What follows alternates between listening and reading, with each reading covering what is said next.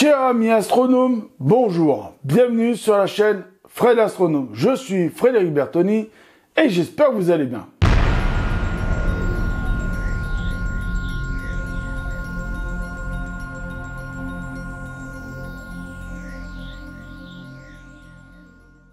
Alors de quoi nous allons parler, mes chers amis astronomes, dans cette vidéo?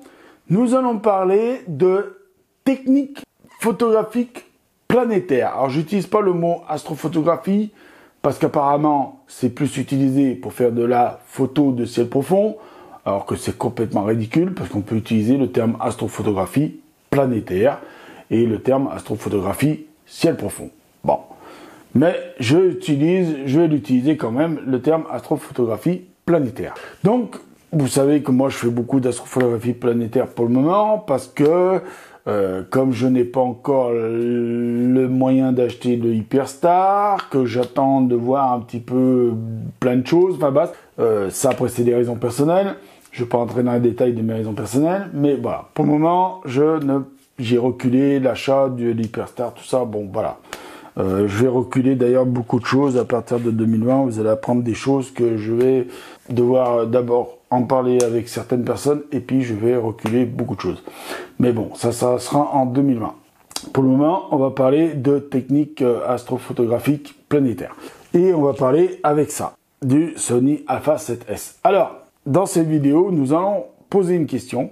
Est-ce qu'il est nécessaire sur un capteur plein format de le garder en plein format ou est-ce qu'il est utile de passer le capteur plein format en capteur APS-C? Je vous explique tout ça dans la vidéo, on arrive.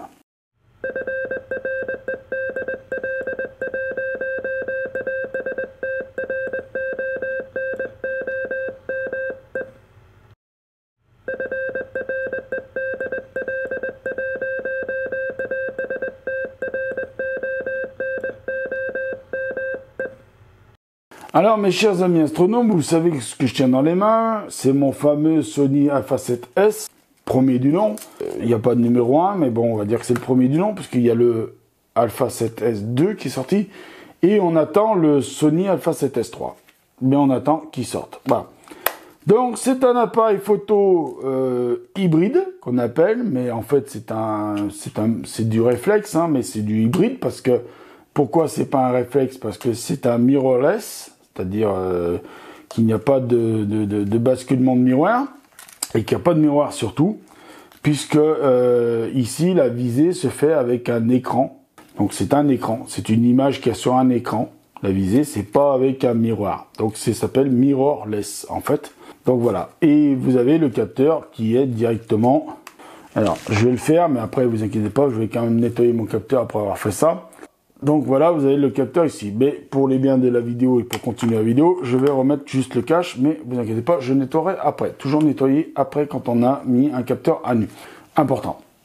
Donc, la vidéo là, donc, de quoi je suis en train de commencer, c'est je pose la question, enfin, j'ai fait l'expérience par moi-même, mais je pose la question, est-ce qu'il est intéressant sur un capteur plein format comme ça, qui a la possibilité, alors c'est un capteur 24-36, 12,1 millions de pixels. Bon, on rentre pas dans les autres détails des ISO et tout le bastringue, parce qu'il est capable de monter jusqu'à 409 200 ISO, enfin bon, presque plus de 400 000 ISO. Ça sert strictement à rien, c'est ridicule. Mais bon. Donc voilà, je reprends parce que j'ai été coupé. Merci. Donc, 24-36. Voilà, 12,1 millions de pixels, je reprends à peu près là parce que je sais plus où j'en étais avant. Donc c'est pas grave, on s'en fout. De toute façon, les vidéos, moi je les fais longues et si ça plaît pas, bah ça plaît pas. Donc tout ça pour dire que le capteur électroniquement, il peut être donc soit on le laisse en 24-36, c'est-à-dire plein format, soit on peut le cropper en APS-C, en APS-C. Donc c'est des capteurs qui sont pas deux fois plus petits, mais plus petits que le 24-36. C'est-à-dire les capteurs qu'il y a par exemple sur un Canon 600D. D'accord? Ça, c'est des capteurs APS-C qu'il y a là-dessus. D'accord? Voilà. Là, donc là, par contre, il y a un miroir qui bascule. D'accord? Voilà. Donc, tout ça pour dire que il y a la possibilité de le cropper, le capteur. Et donc, est-ce que ce serait utile en planétaire? Alors, en ciel profond, je le dis tout de suite, vous gardez le plein format. Hein. En ciel profond, si vous avez un appareil photo plein format, vous gardez le plein format. Vous n'allez pas cropper. Ça sert à rien. Vous allez faire des objets qui sont hyper étendus par rapport aux planètes. Et si, pour la Lune, vous croppez pas. À part si vous voulez faire des petits détails sur une mer ou sur un cratère ou autre formation géologique lunaire, vous pouvez cropper à la rigueur, mais je vous conseille pas de garder en plein format. Donc voilà. Donc parce que en planétaire, moi j'utilise des Barlow. Donc x2, x3, x5. Donc ça permet même que le capteur soit plein format, de pouvoir zoomer avec le télescope, de pouvoir multiplier donc la longueur focale du télescope avec les Barlow. Bon, mais en croppant, et ça j'ai vérifié, donc je sais qu'il y en a qui vont dire non, c'est pas vrai, machin tout. Bah si, moi j'ai vérifié. Donc j'ai eu mes informations sur le site internet de Sony, donc le site qui fabrique l'appareil photo. Donc ceux qui vont me dire t'es un menteur, c'est pas vrai, machin, ou c'est faux, eh ben moi je vous dis voilà, vous avez compris ce que je vous dis. Moi je vous dis si, parce que j'ai été vérifié sur le site du constructeur. D'accord, j'ai pas été vérifié sur Wikipédia ou sur Google votre ami, hein. Voilà, moi j'ai été vérifié directement sur le site constructeur, d'accord. Donc en croppant, ça fait gagner un facteur de 1,5. C'est-à-dire vous multipliez la focale de votre, par exemple, de votre objectif. Par exemple, là, c'est un 70 mm, longueur focale totale. Si vous mettez en 70, par exemple, là, si vous le réglez sur 70 mm comme il est là, vous multipliez. Si vous êtes en plein format, vous avez juste 70 mm, puisque c'est un capteur, c'est un objectif pour plein format. Par contre, si vous croppez votre capteur, vous multipliez 70 par 1,5, ça vous donne 105, je crois, de mémoire. Ça vous donne 105, d'accord? Bon, j'ai pas calculé combien ça faisait pour les 2032 de focale du télescope, d'accord? Mais si vous croppez, vous mettez la Barlow x2. La Barlow x2, vous multipliez donc les 2032 par 2, le résultat par 1,5 si vous croppez. Donc, est-ce que c'est utile? Est-ce que c'est nécessaire? Eh bien, on va le voir dans la suite de la vidéo. Dans la suite de la vidéo, j'ai fait des images où vous verrez l'écran un peu coupé en deux. Enfin, vous verrez deux Jupiter sans Barlow. Vous verrez deux Jupiter avec les Barlow x2, x3, x4, x5. D'un côté, vous verrez c'est marqué plein format. De l'autre, vous verrez c'est marqué APC. Je vous mettrai les images, vous inquiétez pas, vous aurez les images en même temps, hein. Parce que là, je tourne, donc j'ai pas les images, mais vous aurez les images quand ce sera monté. Vous les aurez à gauche et à droite. Je vous expliquerai un petit peu en même temps ce qu'on voit, les commenter, tout ça. Et vous verrez que parfois, cropper, ça peut être utile. Parfois, il y a un léger changement, il y a un léger avantage au crop. Mais est-ce qu'il est vraiment utile de vraiment cropper ou pas? Bon, on va le voir ça dans la suite de la vidéo. Est-ce que c'est utile de cropper ou pas pour le planétaire en capteur APC? Alors, il y en a beaucoup qui vont dire, Fred, ton capteur en plein format fait 12,1 millions de pixels. Oui. Il y en a beaucoup qui vont dire, mais si tu croppes, tu vas te retrouver avec 6,050 pixels, 6 millions,050 pixels, puisque le 12,1 c'est 100 000 pixels, donc c'est 12 millions 100 000 pixels, donc ça ferait 6 plutôt 6 millions 50 000 pixels, puisqu'il y en a qui disent à la moitié. Et ben encore une fois, je n'ai pas été sur Wikipédia comme certains, ou comme sur Google votre ami. Non, j'ai été sur le site internet, encore une fois, du constructeur, et non quand on fait un croppage électronique, alors j'ai bien dit électronique, j'ai pas dit optique, d'accord? Un croppage électronique, j'ai bien parlé de croppage électronique. Je le redis plusieurs fois parce que je sais qu'il y en a qui vont venir et me dire « Ah non, c'est pas ça, c'est pas vrai. » Eh ben, si, c'est un croppage électronique. Hein. Je le sais, puisqu'il faut rentrer dans le menu et aller mettre le capteur en APS-C. Ah, donc c'est bien un croppage électronique. Et ben, en fait, on perd, oui, un peu des pixels, mais on n'en perd pas la moitié. Non. Le capteur, il passe pas de 12,1 millions de pixels, donc de 12 100 000 pixels. Non, il passe pas de 12 100 000 pixels à 050 000 pixels. Non, il passe à, écoutez bien, 8 pixels. 8 millions de pixels. Il passe à 8 millions de pixels. Pas moins, pas plus. C'est pas moi qui le dis, c'est le constructeur qui le dit. Alors, comment est-ce possible? Ben, en fait, comme c'est électronique, l'électronique de l'appareil photo fait en sorte de faire le moins de pertes de pixels possible. Alors, il y en a qui vont dire, oui, mais c'est des pixels rajoutés électroniquement, informatiquement, machin, nanana, avec le firmware du truc et tout. Peu importe. Moi, pour moi, quand j'ai l'image sur le iMac 27 pouces, et on peut dire ce qu'on veut sur les écrans Retina, mais les écrans Retina, ça ne pardonne rien du tout.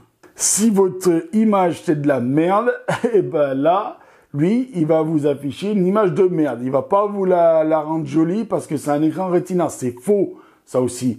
Ça aussi, c'est un truc que j'aurais dire, c'est complètement faux. C'est pas parce que c'est une technologie Retina. C'est pas un truc, c'est pas un firmware qu'il y a dans l'ordinateur qui va faire, ah bah l'image de merde, je vais la mettre en super nickel. Non. Si vous faites une image de merde, elle sera merdique là-dessus aussi. Hein. Voilà, d'accord. Si là vous faites une image de merde avec ça, pixelisé, bruité et tout ce que vous voulez, là-dessus, ce sera pareil. Vous aurez une image de merde. Voilà. C'est comme ça. C'est tout. Hein. Ça rend pas plus beau. C'est pas vrai. Hein. Il y a beaucoup de photographes qui travaillent. Alors, il y a beaucoup de photographes qui travaillent, c'est vrai, sur de Windows 10 avec des écrans qui sont à l'usine calibrés pour les photographes qui coûtent une barre. Vous avez des écrans qui coûtent plus cher que mon iMac pour les photographes qui travaillent sur Windows. Et moi, je connais pas mal de photographes qui ont abandonné Windows pour passer là-dessus. Alors, ils travaillent toujours avec Photoshop, hein, mais ils sont passés là-dessus. Parce qu'ils se sont rendus compte que l'écran est aussi bon qu'un écran calibré. Et pour moins cher, vous avez l'ensemble, vous avez l'ordinateur, vous avez tout ce qu'il faut. Pour 2500 balles, vous avez un ordinateur avec un écran qui est très bien pour faire de la photo et pour faire de la retouche photo. Et que beaucoup de photographes prennent ça parce qu'il y a des écrans qui valent 2500 €, juste l'écran. Il faut rajouter l'ordinateur à côté. Ben pardon, mais désolé, mais il y en a beaucoup qui disent que c'est trop cher. Hein. Donc voilà. Alors après, bien sûr, vous avez des écrans calibrés pour la photo, moins cher. Hein. Mais les professionnels, en général, ils prennent jamais les écrans moins chers, puisque comme ils payent pas la TVA, la taxe, tout ça, ils payent hors taxe. En général, ils prennent les écrans professionnels. Mais hors taxe, 2500 € un écran hors taxe professionnel pour la photo, calibré usine photo, c'est cher. Donc ça, 2500 balles, peut-être, mais il y a un ordinateur dedans, il y a les logiciels dedans, il y a, juste à rajouter Photoshop si vous travaillez sur Photoshop, mais voilà, ça fait le job. Ou Lightroom si vous travaillez sur Lightroom. Mais ça fait très bien le job, et l'image qui est affichée dessus, si l'image, elle est pourrie dès le départ, elle sera pourrie sur l'écran aussi. C'est l'écran, il va pas faire, ah, une image pourrie, ah, je vais la rendre jolie. Non, c'est pas magique non plus, Apple, hein. Voilà. Donc, on va passer aux fameuses images test que j'ai fait entre plein format et APS-C. Je tiens quand même à préciser que toutes les images ont été faites avec le Panasonic, super, avec le Celestron CPC 800-203 2032 de focale ouverture f10, avec la Barlow Celestron x2, la Barlow Mid x3 et la Barlow Explorer scientifique ou Scientific Explorer, je ne sais plus dans quel sens, x5, avec le Sony plein format et croppé, et la même nuit. Alors pas les mêmes heures, c'est pas possible, mais la même nuit. Donc j'ai tout fait d'un trait de la même nuit. Donc j'ai pas été dire je vais faire d'une nuit, une autre nuit, une autre nuit. Non, non. J'ai fait tout la même nuit. Je tiens à le dire, c'est important. Vous me croyez ou vous me croyez pas, mais pour la suite de la vidéo, c'est important que je vous le dise. Voilà. Donc je vais m'arrêter là pour cette première séquence de tournage. On va passer à la séquence où je vous montre les résultats. Voilà. Et je vais essayer de les commenter un petit peu en même temps. Donc on se retrouve. Donc voilà mes chers amis, nous passons sur la première séquence. Donc vous voyez qu'il y a, donc si vous mettez en face de votre écran, vous avez donc sur votre gauche Jupiter sans lentille de Barlow plein format. Et puis de toute façon vous avez tout écrit sur l'écran. Jupiter sans lentille de Barlow avec et APS-C. Donc voilà à peu près la première image que j'ai pu faire l'autre soir. Donc vous voyez bien, il y a Sony Alpha 7S marqué au milieu. C'est logique, c'est normal, hein, c'est parce que je voulais vraiment mettre que c'était bien Sony, avec le Sony Alpha 7S que j'avais fait tout ça. Donc voilà, vous voyez la première image, donc vous voyez qu'il y a peut-être des détails. Il n'y a pas des détails parce que là il n'y a pas de lentille de Barlow, donc on peut pas bien zoomer. Donc voilà, et vous voyez, il y a peut-être une différence si sur les satellites, on les voit peut-être légèrement plus mieux, quoi. Peut-être plus gros, voilà. On va passer après sur la deuxième séquence. Je vous laisse juger par vous-même, hein. Voilà, c'est normal, hein. Donc oui, je mets de ma petite tablette. Donc là, pareil, mais avec la Barlow x2, donc on est en plein format à droite, cette fois-ci de l'écran, et en APS-C à gauche de l'écran. Donc vous voyez, c'est en bas. En haut, c'est plein format. En bas, c'est APS-C. Si vous regardez bien. Oui, j'ai un retour écran là, parce que sinon, je ne me rappelle plus moi comment j'avais fait mes montages. Donc voilà, c'est avec la lentille Barlow x2, donc de chez Celestron, comme vous pouvez le voir. Donc oui, vous voyez qu'il y a quand même un peu plus de détails sur le APS-C. Parce que, je vous dis, il y a cette histoire de crop de 1,5 qui rentre en compte. D'accord? Voilà. Donc, c'est important de le savoir. C'est ça que je veux vous faire comprendre. Et on va continuer, bien sûr, avec la Barlow x2 dans quelques instants. Ne vous inquiétez pas, ça va arriver. Je vous laisse un peu quand même admirer hein, tout ça, mes images. Moi, j'en suis content. Je ne veux pas dire que j'en suis hyper fier, mais parce qu'on peut toujours essayer de faire mieux. Mais moi, j'en suis content. Donc, on va arriver avec d'autres séquences. Vous inquiétez pas, bougez pas, j'arrive. Donc là, mes chers amis, nous passons sur Jupiter avec lentille de Barlow x3 en APS-C, donc à droite de l'écran. Comme vous êtes en face de votre écran, vous êtes à droite de l'écran. Plein format à gauche. Donc voilà, donc Jupiter, d'ailleurs c'est écrit, hein, vous voyez bien comme c'est écrit. Hein, j'ai bien fait exprès de mettre les écrits à gauche et à droite pour énoncer, pour titrer ce qui est vraiment APS-C et ce qui est vraiment plein format. Donc là, c'est vrai que entre les deux images, je regarde mon retour écran, c'est vrai qu'entre les deux images, il n'y a pas vraiment de différence. Là, je perçois pas vraiment de différence. Alors, est-ce que c'est la qualité de la Barlow en elle-même qui fait ça? C'est vrai qu'elles sont pas de très bonne qualité. On fera la séquence avec la Barlow x5. Et je vous montrerai quand même des images que j'ai faites aussi. Il y aura 4 séquences que j'ai faites aussi sur Saturne. Parce que ce soir-là, il y avait la possibilité de faire Saturne. Donc, je vais vous montrer maintenant la Barlow x5. Donc, voilà. Donc, plein format en haut à gauche, APS-C en bas à droite, quand vous êtes en face de votre écran. Hein. De toute façon, vous voyez, c'est écrit. Hein. Voilà. Donc là, il y a vraiment, clairement, une différence. Il y a, par contre, une perte de luminosité. C'est vrai que sur Barlow x5 APS-C, j'aurais pu augmenter un peu mes ISO. Mais en augmentant les ISO, on a toujours peur que ça bruite l'image. C'est indéniable, hein, dès que vous touchez les ISO, dès que vous les montez un peu trop, là déjà j'étais pas loin j'étais à 6400 ISO. Donc si on monte un peu trop après, ça devient très bruité, mais j'aurais pu augmenter peut-être jusqu'à aller 8000 ISO. Peut-être que ça aurait pas rajouté beaucoup plus de bruit que ça. Hein, voilà, on va pas se mentir, ça aurait peut-être pas plus rajouté de bruit que ça. Donc voilà, les séquences sont un peu longues, mais je sais. Mais bon, on va passer sur donc Saturne. Donc Saturne, là, donc plein format et APS-C. Voilà, donc vous voyez, hein, pareil, même principe que pour Jupiter. Je vous laisse admirer. Hein. D'un côté, Saturne sans lentille de Barlow en plein format. Donc en haut à droite de l'écran, en bas à gauche de votre écran, quand vous êtes en face de l'écran. Hein, je parle que vous êtes en face de votre écran. Ça tourne sans lentille de Barlow en APS-C. Donc les séquences sont à peu près de la même longueur. Je vous laisse bien les longueurs de séquences parce que je m'en fous si la vidéo dure longtemps. Mais je veux bien que vous pas contempler l'œuvre, c'est pas une œuvre, mais que vous voyez bien quand même, que vous fassiez bien votre œil sur l'une ou l'autre, la différence, tout ça. Donc c'est bien 2 images, hein.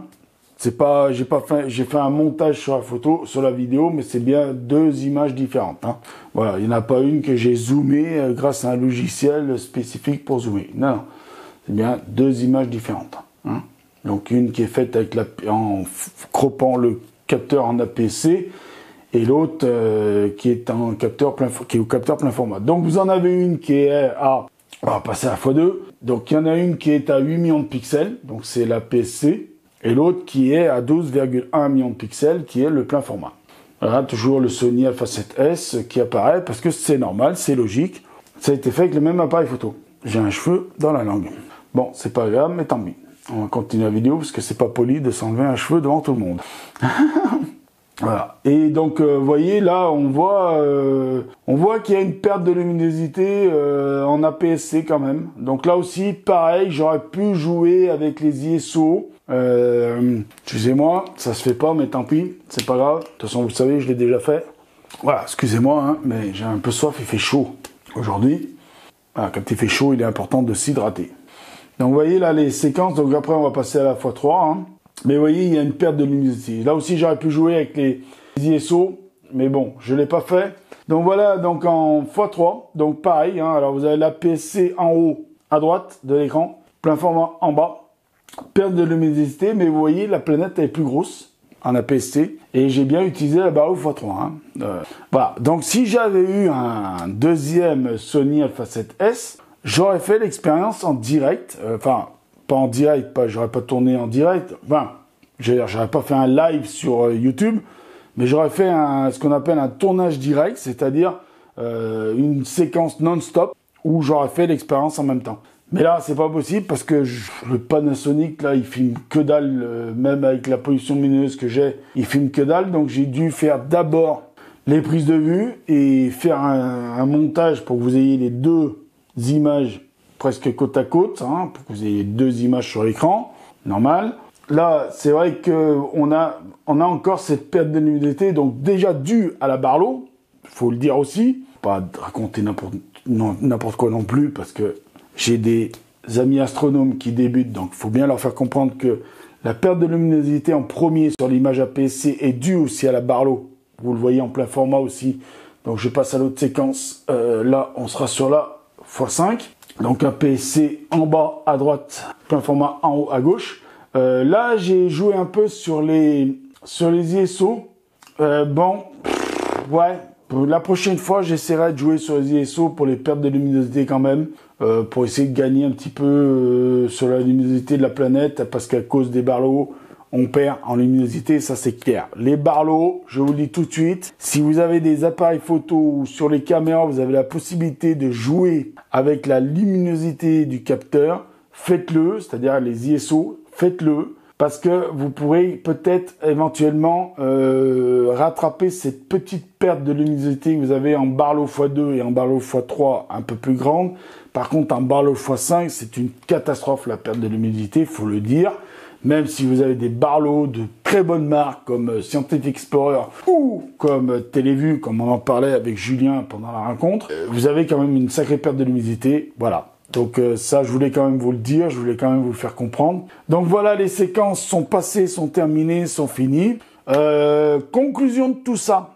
Il faut faire quand même une petite conclusion quand on fait des essais, quand on fait des tests. La conclusion de tout ça, c'est que on gagne en détail, si à condition je joue un peu avec les ISO. Vous voyez, ça c'est une remarque que je me suis fait pendant le montage. Je me suis dit, t'aurais dû jouer un peu avec les ISO, mais c'est vrai que les ISO, c'est bien de pouvoir jouer avec, mais il faut être très subtil à jouer avec, parce que y a le bruit qui arrive très vite, et alors même avec ça. Alors là, lui, vraiment, j'ai réussi à monter, vraiment lui, sans bruit, alors sans bruit apparent, on va dire. Sans bruit apparent quand vous regardez la vidéo, mais au montage, ça se voit, parce qu'au montage, la vidéo, elle défile, elle redéfile, elle redéfile. Donc à force, votre œil s'habitue, et au bout d'un moment, vous voyez quand même qu'il y a du bruit, c'est normal. Mais jusqu'à 51 200 ISO, ça passe crème. Mais par contre, sur le planétaire, inutile d'aller monter jusqu'à 51 200 ISO parce que vous allez bruiter votre planète et puis votre planète, elle sera dégueulasse et vous perdrez du détail à cause du bruit. Donc jouez avec les ISO, mais dépassez pas les 8000 grand max. Voilà, avec Barlow x5. Hein. Voilà, que ça soit n'importe quelle marque de Barlow. Parce qu'il y a la perte de luminosité. Et en APS-C, comme on croppe le capteur, il y a cette petite perte de luminosité aussi. Merci bien de m'avoir écouté. Je vous dis, prenez soin de vous, mettez l'œil à l'oculaire parce que là où il y a plein de choses à voir. Pratiquez l'astronomie à fond. Habillez-vous quand même. Même si là, il y a une petite vague de chaleur qui revient, habillez-vous quand même la nuit parce que la nuit, ça descend à 15-14 degrés, ça fait froid. Avec la chaleur de la journée, la température de la nuit, ça peut vous faire un choc thermique, vous risquez d'attraper une angine, une grippe ou un rhume, le moins pire. Et donc faites gaffe parce que, je vous dis, vraiment, c'est pas agréable d'observer quand on est malade. Hein. Voilà, donc prenez soin de vous, habillez-vous quand vous sortez même le soir maintenant, d'accord? Allez, je vous dis ciao, à bientôt, prenez soin de vous, au revoir et tout team et à bientôt. Ciao!